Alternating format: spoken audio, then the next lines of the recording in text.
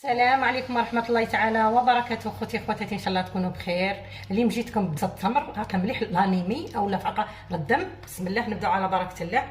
هنا واش عندي كنوريه لخواتاتي كيفاش داير هذا دعس التمر. ها هو لا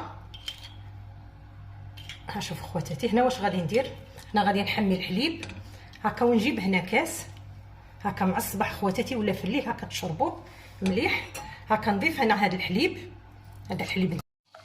كنعمروا هذا الحليب. بسم الله. هنا الحليب تاعي واش قلت راني محمياته هكا خواتاتي. ونجيب هذاك دبس التمر هكا نضيف هنا 5 مغارف هكا من تاع القهوه الصغيره. ها 2 ها 3 4 ها 5. خلطوه مليح مليح هكا نشربوا الصباح منين نوضوا وفي الليل منين نبغوا نرقدوا. نخلو هذه الكاس هنايا ونجيب لخواتاتي وصفه اخرى. هنا هذه الوصفه اللي غادي نعطيها لكم كمليحه للكحه. بسم الله.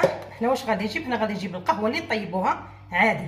ها شوف خواتاتي هنا ندير نص مغرف قهوه ونجيب هذاك دبس التمر هكا نضيف هكا نضيفه هنا على القهوه. هنا شحال نضيف 5 مغارف. بسم الله.